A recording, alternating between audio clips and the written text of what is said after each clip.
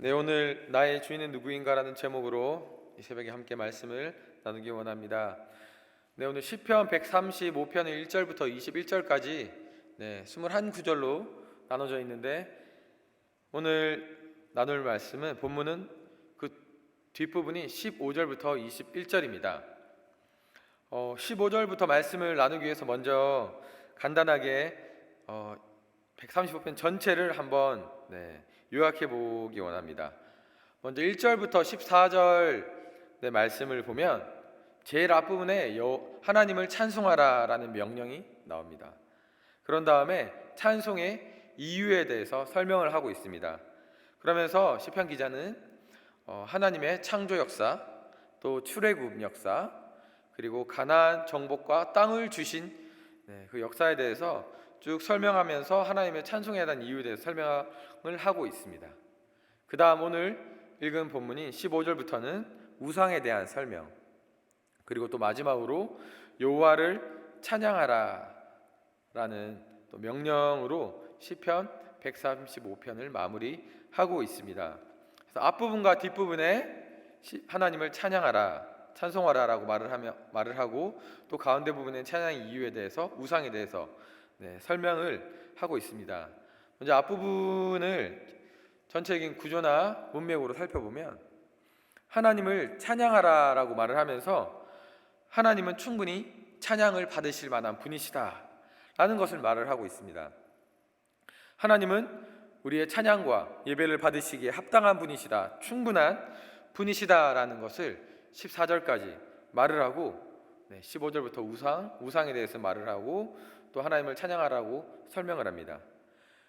시편 135편은 찬송시라고 불려집니다. 특징이 찬송시라고 불려지는데, 이것은 초대교회에서 예배 때 찬송으로 드려졌던 것이고, 또 시편 135편을 제외하고도 나머지 다른 시편들이 주로 찬송시로 불려졌습니다. 그래서 오늘 본문은 또 예배와 관련해서도 생각해 볼 수 있습니다. 그리고 또 다른 특징은 모든 구절들이 성경의 다른 부분에 등장한 내용들, 구절들을 다시 인용해서 사용을 하고 있는 것입니다. 이것을 우리가 염두에 두고 말씀을 보고자 합니다. 시편 기자가 이스라엘의 역사를 135편 앞부분에서 쭉 설명한 이유가 있습니다. 먼저는 전능하신 창조주에 대해서 설명을 하고, 또 출애굽에서 또 구원자로서 하나님을 설명을 하고, 또 땅을 기업으로 주신 그 하나님을 말한 이유는 오늘 읽은 본문인 15절부터 등장하는 우상에 대한 배경을 설명하기 위함입니다. 가나안에 들어간 이후에 이스라엘이 우상 숭배가 심해진 것, 이것을 설명해 주고 있습니다. 이스라엘은 유목 생활을 하다가 이제 가나안에 정착을 하면서 이제 농경 사회로 전환이 되어지고, 그것을 통해서 눈에 보이는 어떤 그런 풍요로움, 이것들을 추구하는 이방 신들이 이스라엘에게 큰 위협이 되었습니다. 그리고 많은 자들이 하나님도 섬기고, 또 이방 가나안의 그런 풍요를 준다고 하는 풍요의 신도 섬기는 그런 죄를 범했습니다. 물론 우상은 그 전부터, 훨씬 전부터 존재했었습니다. 우리가 알다시피 우리 아브라함의 아버지인 데라도 우상을 만드는 직업을 가지고 있었습니다. 그런데 문제는 하나님이 택하신 자들이, 또 하나님이 누구이고 어떠신 분이시 경험한 자들이, 또 하나님을 알고 하나님을 예배하는 자들이 우상을 숭배했다는 것입니다. 이것은 하나님 보시기에 정말 안타까운 것이고, 또 하나님이 싫어하는 죄입니다. 오늘 본문은 찬송시입니다. 예배 가운데 찬송으로 드려진 것입니다. 하나님 믿고 예배하는 그 자들에게 주어진 메시지입니다. 즉 우리에게, 오늘 이 자리에 모여서 함께 예배하는 우리에게 주신 메시지입니다. 그 메시지는 우상은 찬양할 대상이 아니라는 것입니다. 찬양받으실 분은 오직 하나님이시라는 것을 강조하고자 하고, 우상을 숭배하는 것에 대한 그 하나님의 안타까운 마음을 보여주고 있습니다. 그런데 왜 사람들이 우상을 숭배하는 것일까? 우리는 한번 생각해 볼 수 있습니다. 우상을 숭배하는 이유는 로마서 1장에서는 이렇게 말을 하고 있습니다. 로마서 1장 21절부터 23절에서는 이렇게 말을 하고 있습니다. 다 같이 읽어보겠습니다. 하나님을 알되 하나님을 영화롭게도 아니하며 감사하지도 아니하고 오히려 그 생각이 허망하여지며 미련한 마음이 어두워졌나니 스스로 지혜 있다 하나 어리석게 되어, 그 다음 23절입니다. 썩어지지 아니하는 하나님의 영광을 썩어질 사람과 새와 짐승과 기어다니는 동물 모양의 우상으로 바꾸었느니라. 생각이 허망해지고 또 미련한 마음 때문에 또 스스로 지혜 있다 하는 그 교만함이 우상을 숭배하게 했고, 그것은 하나님 보시기에 죄악이고 결국엔 죽음에 이른다고 로마서가 말을 하고 있습니다. 오늘 본문을 통해서도 우상에 대해서 또 설명을 하고 있습니다. 우상에 대해서 잠깐 우리가 살펴보기 원하는데 많은 특징들이 있습니다. 첫 번째 특징은 우상은 화려합니다. 15절에 보면 은금이라고 말을 하고 있습니다. 은금은 화려한 것이죠. 가짜가 훨씬 더 화려한 것을 우리는 알 수 있습니다. 산에도 가보면 먹는 버섯보다 독버섯이 훨씬 더 화려하고, 제가 예전에 단기 선교를 갔을 때 어떤 시장에 구경을 갔었는데 그 시장에 딱 갔을 때 제가 깜짝 놀랐는데 온갖 명품들이 시장에 쫙 진열이 되어 있었습니다. 그것을 보고서 저희는 입이 떡 벌어져, 우와, 진짜보다 더 진짜같이 보이는, 하지만 그것은 다 가짜이죠. 네, 우상은 이렇게 화려합니다. 두 번째 특징, 우상은 만들어진 것입니다. 15절에 사람에 의해서 만들어진 것이다 라고 말을 하고 있습니다. 하나님이 만든 것이 아닙니다. 우상은 사람이 만든 것이고, 그와 비교해서 하나님은 창조하시는 분, 즉 만드시는 분이십니다. 앞부분에 나와 있었듯이 하나님은 창조주로서 우리가 알고 있습니다. 그리고 세 번째 특징은 우상은 무능합니다. 16절 17절에 보면 말하지도 못하고 보지도 못하고 듣지도 못한다 라고 오늘 본문은 설명하고 있습니다. 이렇게 우상은 무능합니다. 그러나 하나님은 전능하신 분이십니다. 말씀으로 창조하시고 또 이스라엘 백성을 출애굽 시키시고 또 광야 생활 가운데 인도하신 전능하신 분이십니다. 또 우상은 생명이 없습니다. 17절에서 호흡이 없다라고 말을 하고 있습니다. 호흡은 문자적으로는 숨을 쉰다는 것을 의미하고 있는데 본문에서는 이 생명을 의미합니다. 우상은 생명이 없지만 하나님은 길이고 진리고 생명이십니다. 우리가 믿는 그분은 생명의 근원이시고 영원한 생명이십니다. 마지막으로 우상을 숭배하는 자들은 우상과 같이 된다라고 18절에서 설명을 하고 있습니다. 그들은 말하지 못하고 보지 못하고 듣지 못하게 돼서 생명을 잃게 됩니다. 사람은 무엇을 보느냐에 따라서 그것을 닮아가고 그것을 따라가게 되는 경향이 있습니다. 사람은 자꾸 매일 보는 것, 또 매일 듣는 것, 매일 생각하는 것을 따라가게 되고 닮아가기 마련입니다. 우상을 믿으면 우상을 닮아가게 되고, 하나님을 믿고 하나님을 예배하는 자들은 하나님을 닮아가게 됩니다. 우상은 진짜가 아닙니다. 찬송의 대상이 아닙니다. 예배의 대상이 아닙니다. 우리의 찬송과 예배의 대상은 오직 하나님뿐이십니다. 19절부터 보면 송축하라라고 명령을 하고 있습니다. 이스라엘 족속아, 아론 족속아, 레위 족속아 여호와를 송축하라라고 설명을 하고 있습니다. 이 송축하라라는 원뜻은 무릎을 꿇다, 엎드리다라는 뜻인데 우리는 쉬운 의미로 찬송하라라는 의미로 우리가 볼 수 있습니다. 그리고 이스라엘 족속, 아론 족속, 레위 족속은 이스라엘에 속한 모든 자들을 의미합니다. 즉 하나님의 은혜와 또 하나님의 위대하심을 아는 모든 자들, 즉 하나님의 그런 창조 역사, 구원 역사, 출애굽 역사를 경험한 모든 자들, 이 모든 자들이 하나님을 찬양해야 함을 강조하는 표현입니다. 그리고 20절에는 여호와를 경외하는 자들이라는 표현이 등장합니다. 이 표현은 찬양에 초청된 이스라엘, 아론, 레위 족속의 정체성을 보여주는 것입니다.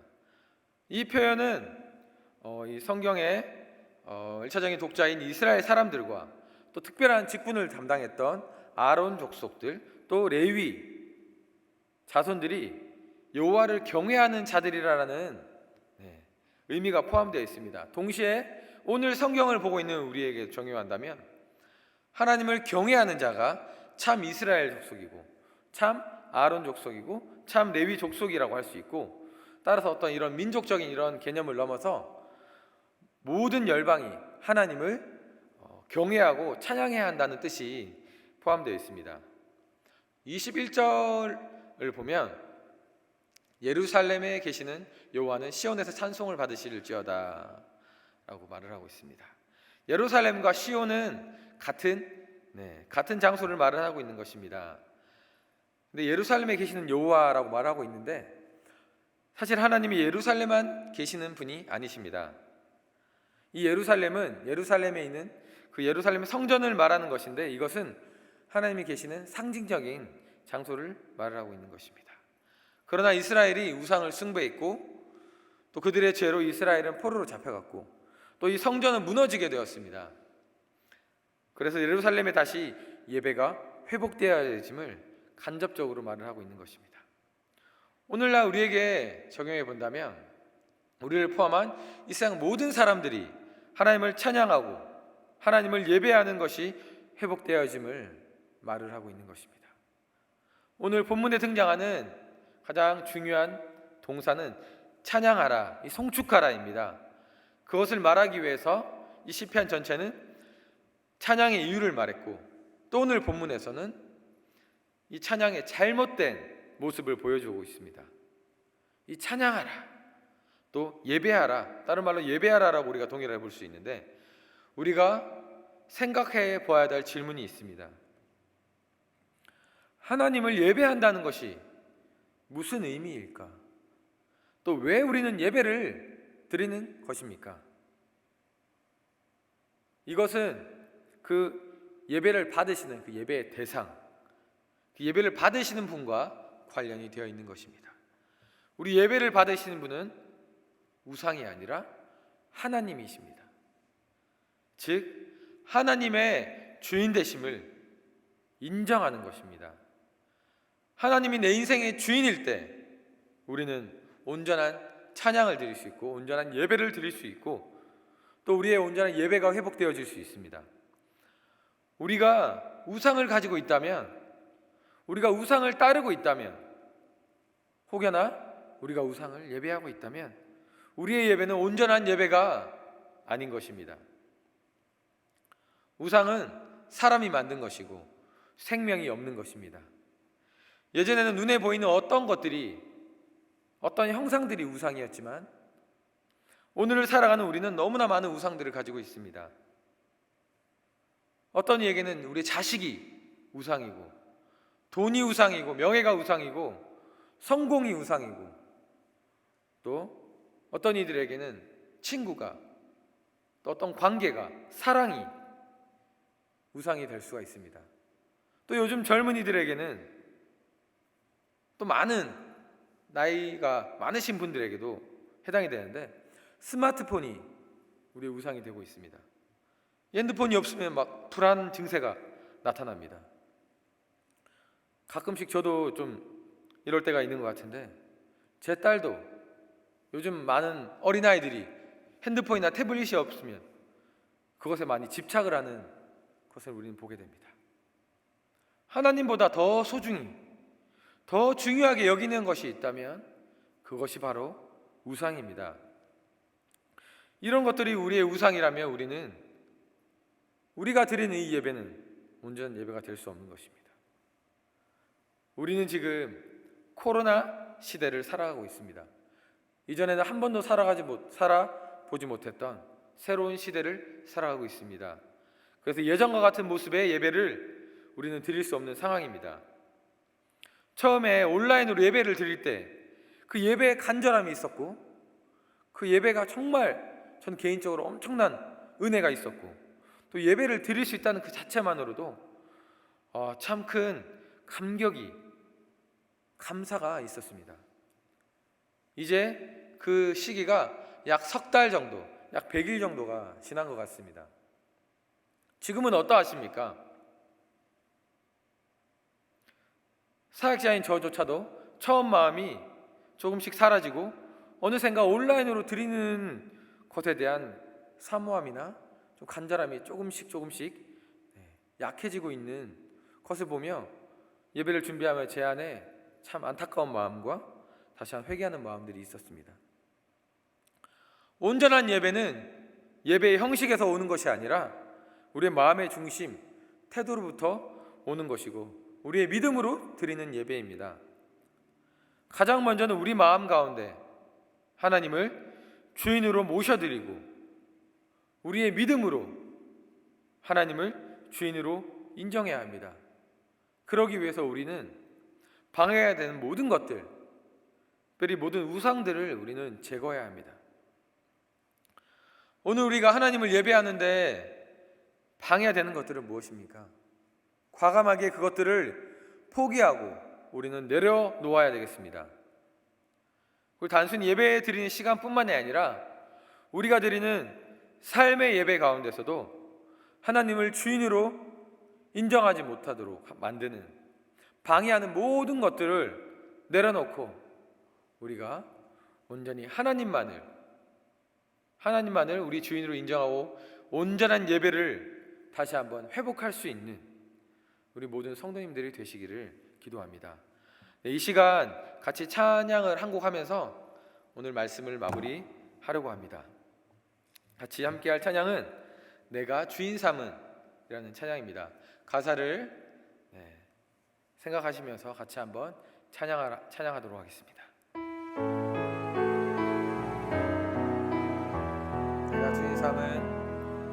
내가 주인 삼은 모든 건 내려놓고 내 주 대신 주 앞에 나가 내가 사랑했던 모든 건 내려놓고 주님만 사랑해. 내가 주인 삼은 모든 건 내려놓고 내 주 대신 주 앞에 나가 내가 사랑했던 모든 건 내려놓고 주님만 사랑해. 주 사랑 거친 풍랑에도 깊은 바다처럼 나를 잠잠케 해. 주 사랑 내 영혼의 반성 그 사랑 위에 서리. 주 사랑 거친 풍랑에도 깊은 바다처럼 나를 잠잠케 해. 주 사랑 내 영혼의 반성 그 사랑 위에 서리. 하나님 감사합니다. 우리의 찬양의 이유 되신 하나님, 우리의 찬양을 받으시는 하나님, 그 이름을 찬양합니다. 하나님, 우리 마음 가운데 있던 하나님을 찬양하지 못하도록 만드는 우리의 죄악과 또 나의 주인으로 삼았던 모든 것들, 우리의 우상들, 하나님 앞에 모두 자백하고 고백하며 하나님 앞에 나아갑니다. 하나님, 우리를 불쌍히 여겨주시고 다시 한번 우리가 하나님 한 분만을 바라보고 온전한 예배를 회복할 수 있는 우리 모두가 될 수 있도록 인도하여 주시옵소서. 우리가 함께 모여 예배하지 못하고 우리가 온라인으로 예배하는 그런 아버지 하나님 환경 가운데 있지만 우리의 마음을 다시 한번 우리의 마음 가운데 정말로 주 예수 그리스도를 주인으로 모셔드려 하나님, 우리가 온전한 마음으로 하나님을 예배하여 우리가 예배할 때 다시 한번 그 기쁨과 감격이 샘솟고 회복되어질 수 있는 그런 우리가 예배를 드릴 수 있는 우리 삶이 될 수 있도록 인도하여 주시고, 하나님, 우리 예배를 통하여서 다시 한번 하나님이 기뻐 받으시고 모든 열방 가운데 예수 그리스도가 선포되어지는 그런 놀라운 일들이 일어날 수 있도록 하나님이 인도하여 주시옵소서. 예배를 받으시고 찬양을 받으실 그 하나님의 이름을 다시 한번 찬양합니다. 예수님의 이름으로 기도합니다. 아멘.